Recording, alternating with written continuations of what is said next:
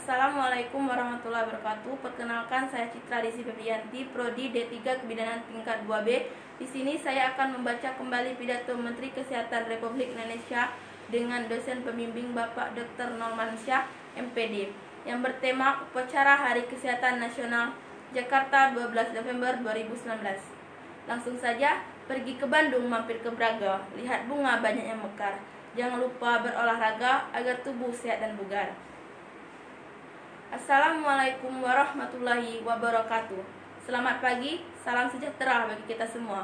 Om Swastiastu, Namo Buddhaya, salam kebajikan.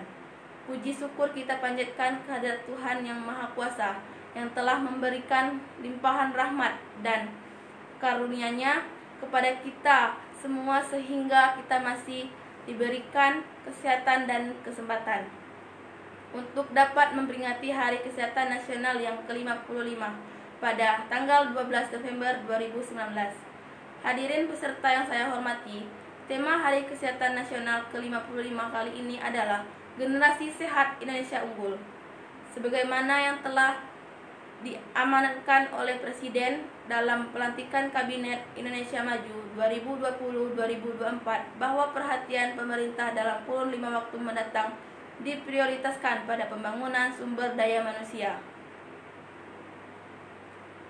Menegaskan arahan Presiden Republik Indonesia bahwa ada 2 isu kesehatan utama yang harus diselesaikan terkait membangun SDM yang berkualitas, yaitu stunting dan jaminan kesehatan nasional. Sementara ada 2 isu kesehatan lainnya yang juga harus diatasi, yaitu tingginya harga obat dan alat kesehatan, serta masih rendahnya penggunaan alat kesehatan buatan dalam negeri. Hal-hal tersebut akan menjadi fokus perhatian kita bersama untuk segera diupayakan solusinya. Hadirin peserta upacara sekalian, berbagai keberhasilan pembangunan kesehatan untuk pembangunan SDM telah diraih dari kinerja kabinet lalu yang ditandai dengan adanya peningkatan indeks pembangunan manusia Indonesia setiap tahun, di mana salah satu parameter yang diukur adalah usia harapan hidup.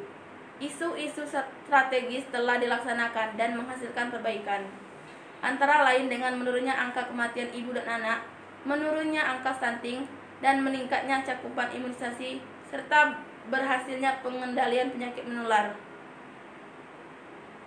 dan menurunnya angka TB. Terima kasih, dalam kurun waktu 5 tahun, angka stunting telah berhasil diturunkan hampir 10%. Jaminan Kesehatan Nasional atau JKN telah dilaksanakan sepenuhnya, walaupun besar tantangan yang dihadapi dalam penyelenggaraan JKN ini. Peningkatan pemanfaatan JKN menjadi bukti bahwa JKN sangat dibutuhkan oleh masyarakat Indonesia. Untuk itu, mari kita cari solusi bagaimana mengatasi masalah yang dihadapi saat ini dalam memfasilitasi masyarakat untuk mendapatkan akses kesehatan yang lebih adil dan merata. Hadirin peserta upacara yang saya banggakan, pada 5 tahun masa tugas Kabinet Indonesia Kerja 2015-2019, pembangunan kesehatan telah memperjuangkan 3 pilar, yaitu paradigma sehat, penguatan akses pelayanan kesehatan, dan penyediaan biaya jaminan kesehatan nasional, yang mengusung kegiatan promotif dan preventif melalui beberapa program unggulan bidang kesehatan seperti GERMAS atau Gerakan Masyarakat Hidup Sehat, PIS, PK atau Program Indonesia Sehat dengan Pendekatan Keluarga, dan NS atau Nusantara Sehat. Kita patut berbangga bahwa pembangunan kesehatan dalam 5 tahun terakhir ini kian dirasakan manfaatnya. Namun, jika juga tidak dapat menutup mata terhadap berbagai permasalahan yang masih ada dalam proses pembangunan kesehatan di tanah air. Kita masih dihadapkan pada kompleksitas masalah stunting, JKN, serta penyediaan pelayanan kesehatan dasar. Betapapun pemerintah sudah senantiasa responsif dalam memecahkan masalah-masalah tersebut, selaras dengan tuntutan masyarakat, kita juga masih dihadapkan pada kesulitan menyediakan obat dan alat kesehatan produk lokal yang murah dan berkualitas. Dalam pelaksanaan tata kelolanya, saya minta pembangunan kesehatan di daerah serta pemanfaatan anggaran harus dilaksanakan dan dikelola secara baik, benar, dan bertanggung jawab, akuntabel, transparan, serta dengan sistem monitoring evaluasi yang ketat. Hadirin peserta upacara yang saya hormati, dalam perspektif saat ini pembangunan kesehatan menekan dua penguatan, yaitu optimalisasi inovasi layanan kesehatan dan harmonisasi kepentingan pemangku kebijakan. Optimalisasi inovasi layanan kesehatan dimaksud untuk mengefisienkan tindakan-tindakan yang mahal dengan mengoptimalkan inovasi pelayanan kesehatan dan penyediaan obat dan alat kesehatan produk lokal dalam negeri tanpa mengurangi kualitas dan mutu. Sementara harmonisasi kepentingan pemangku kebijakan terkait koneksivitas antar kementerian dan lembaga, lintas sektor maupun unit-unit kerja lintas program terkait lebih ditingkatkan agar tidak terjadi tumpang tindih sehingga fokus pada pemecahan masalah kesehatan. Tentu semua itu membutuhkan dedikasi dan profesionalitas kinerja segenap pemangku kepentingan dalam sektor kesehatan di tingkat pusat dan daerah. Hadirin peserta upacara sekalian, sebelum saya akhiri sambutan ini, melalui momentum Hari Kesehatan Nasional ini, marilah kita konsentrasikan segenap potensi, kekuatan, dan kebersamaan kita untuk menitik beratkan pembangunan generasi sehat yang dilandasi tekad untuk memajukan bangsa.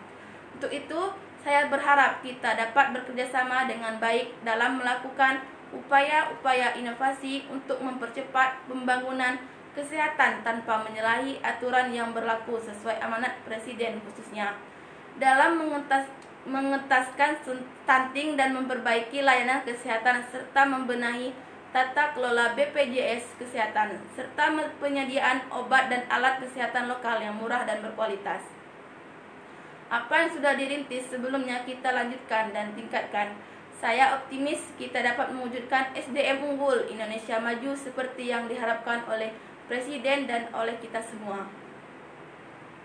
Selanjutnya, atas nama pemerintah, izinkan saya menyampaikan penghargaan dan penghormatan setinggi-tingginya kepada para insan kesehatan di seluruh penjuru negeri, terutama kepada segenap jajaran kesehatan, jajaran lintas sektor di pusat dan daerah, serta seluruh lapisan masyarakat yang telah bahu-membahu berjuang tanpa mengenal lelah untuk melaksanakan pembangunan kesehatan dalam mempersembahkan generasi sehat Indonesia. Kita berharap generasi sehat kita perjuangan bersama dapat menjadi SDM unggul yang akan mengisi 100 tahun Indonesia merdeka pada tahun 2045 yang bertepatan saat bonus demografi untuk mengantarkan Indonesia menjadi negara yang maju, makmur, dan sejahtera. Selamat Hari Kesehatan Nasional. Terima kasih. Selamat pagi. Wassalamualaikum warahmatullahi wabarakatuh. Om Santi Santi Om. Namo Buddhaya. Baiklah, itulah penyampaian pidato Bapak Menteri Kesehatan pada tahun 2019. Terima kasih. Wassalamualaikum warahmatullahi wabarakatuh.